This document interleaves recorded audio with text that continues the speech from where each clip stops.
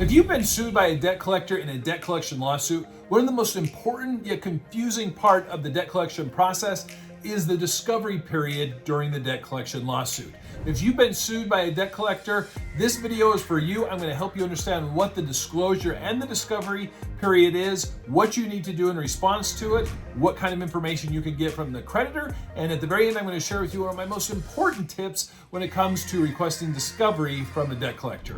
My name is John Skiba, and I'm an attorney in the state of Arizona, and I help people who are dealing with serious debt collection issues. If you haven't subscribed to my channel yet, please do so. I put out new videos that'll help you every single day with serious debt collection problems.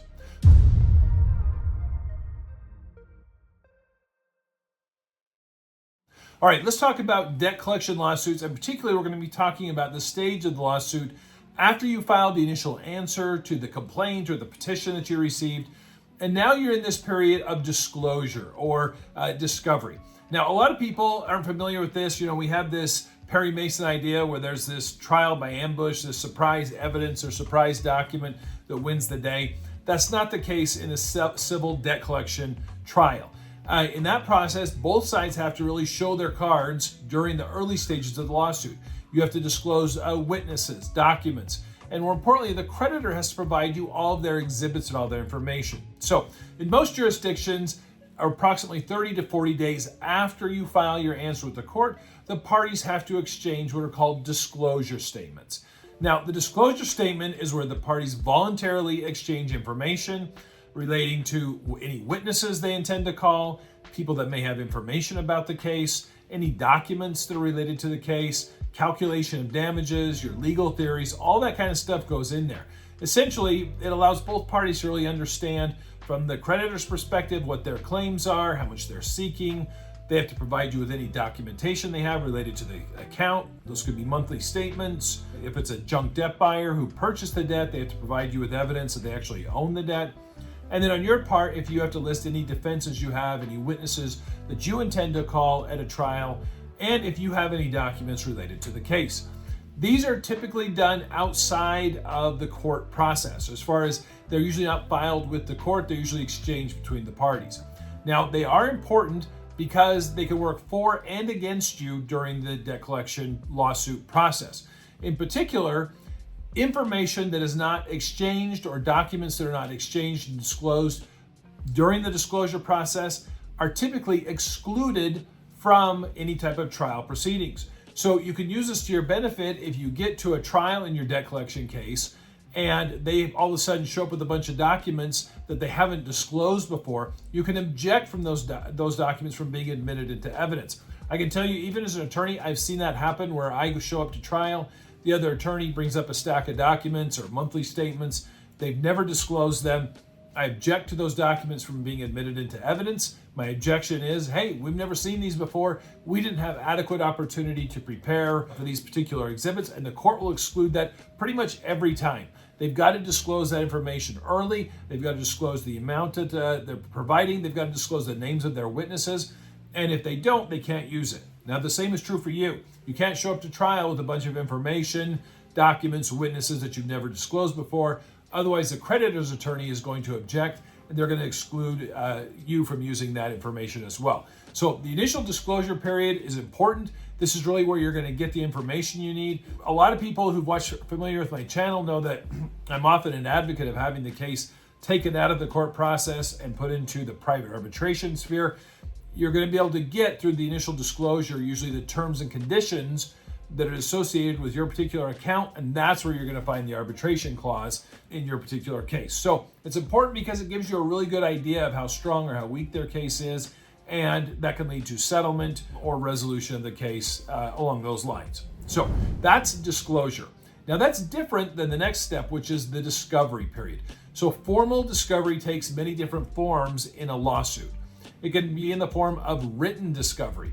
There are three types of written discovery that the parties can exchange. The first one is interrogatories. The next one is requests for admissions. And the last one is requests for production of documents. And let's go through each three of those. The first one being interrogatories. Just kind of a big word for essentially written questions that the parties have each other. So the creditor could send you a list of interrogatories, and vice versa. You could send interrogatories to the creditor, and they can ask for specific information. For example, they could send you interrogatories and ask you, to information on where you lived at a certain time. They could ask you if you've made any specific payments. They could ask you if you dispute the amount that they have sued for, those types of things. You could also send them interrogatories requesting information on if they are a debt buyer, when they purchased the debt. You could request information on the amounts owed, how they calculated it. Those are the types of things where there's just kind of a general open-ended question where you need information. Now, in most jurisdictions, you have 30 to 40 days to respond to that. You need to look at the rules. These are usually covered in rules 32, 33, 34, 36, that range in most rules of civil procedure, but you may need to look that up. You can Google that, rules of civil procedure in your particular state and see how long it is that you have to respond to it. In many jurisdictions, they require them to put that even in the heading or the introductory paragraphs of the discovery request as far as how long you have to respond to it. Now, the second type is the one you need to be most careful of. This is the requests for admissions. When the creditor sends over requests for admissions, these are generally just yes or no questions. There's really two possible answers: admit or deny. And there'll be some very basic questions, like they'll say, admit that you owe us $10,562. And then they want you to either admit or deny it. Or they may say, admit that we as a junk debt buyer are the proper owner of this account. Admit or deny. You may be asking yourself, why would they ask such basic questions? They're clearly in dispute. That's why we have a lawsuit going on. And the reason is, with requests for admissions, they can be viewed as a trap of sorts, because in most jurisdictions, if you don't respond to those timely, then they are deemed admitted. And so example, for in Arizona, you have 30 days to file a written response to the other side to the request for admissions. If you ignore it, if you forget about it, if you don't do anything to it, they're deemed admitted. And so often the debt collector will send over some basic questions that prove the elements of their case in hopes that you won't respond to it. And then they'll either try to use those at trial, or what I see more often is that they will then file a motion for summary judgment, which is basically a written document where they're saying, Judge, we don't need trial, just look at our documents here.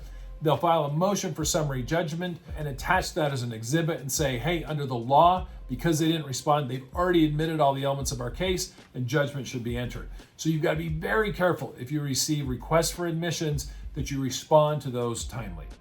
Now, the third area of written discovery is the request for production of documents. And it's exactly what it sounds like. If there's documentation that the creditor wants from you, or if documents that you want from the creditor, you can write this out in a formal question, send it over, and then they have a certain time period to respond to it.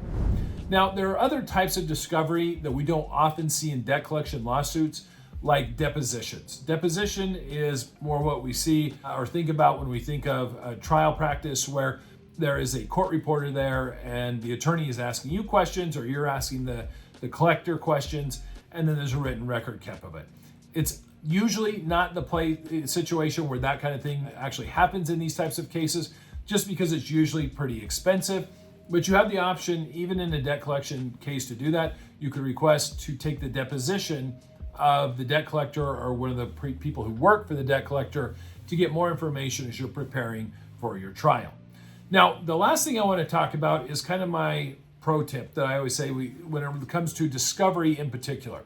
When I meet with clients here in my law practice in Arizona who are representing themselves, they are often saying, hey, I want to submit a request for production of documents. I want to get all this information and have them provide me with evidence that they actually own the debt. That's what I want from them. I'm going to force them to do it because I don't think that they can do it.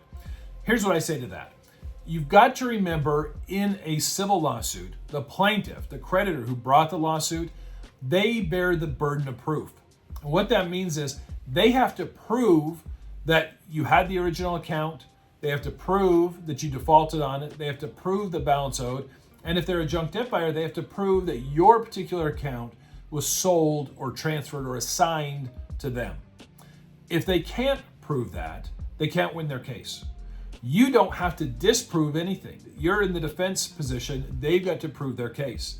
And so often what I see is that a debt buyer in particular, or a debt collector, a creditor, will come into a trial type setting, or they'll file the lawsuit and they don't have a whole lot of information. I can tell you a lot of these junk debt buyers, when they buy portfolios of debt, they often just get very basic information, a spreadsheet with name, address, account number, that type of thing on it, and maybe 1 or 2 monthly statements. If you request more information, then they may go back to the original creditor and they likely have to pay for it, but they can get additional documentation. The reason why I say you got to be careful about sending discovery requests to the creditor is because the less information or the less evidence they have, the more difficult it is for them to prove their case, either at the motion for summary judgment stage or if they take it to trial. And so they may not have enough evidence to actually prove all the elements of their case, but if you request it from them through a written discovery request, they may actually have to go back to the original creditor and order that additional, what they call media, additional documentation that they can then provide to you, which then actually strengthens their case. So it may actually backfire on you. So I would say this: once you get the initial disclosures from the creditor, look at it, evaluate, do they have enough here to prove their case? If they don't, then I would say, I usually don't worry about it. We'll let them decide what they need. And then if there is information that's absolutely vital that you feel like you need, then you could reach out and do it at that point. But that's when I say, it's a good idea to meet with an attorney in your particular state, and really you can even get them to maybe help you evaluate it and maybe take on representation. So hopefully that helps you when it comes to disclosure statements, written discovery, requests for admissions, interrogatories, requests for production of documents. The role that they play, it's an information gathering and disclosing type mechanism within the rules of civil procedure, so that both sides have a fair opportunity to prepare for trial, to prepare for the summary judgment before any type of final ruling is entered. So hopefully that's helpful. I'll put some more information with some links to some different templates and forms below. Or if you're in the state of Arizona, ways you can work with me. I do a free consultation. I'm happy to see how I can help you with your case. Thanks for watching today.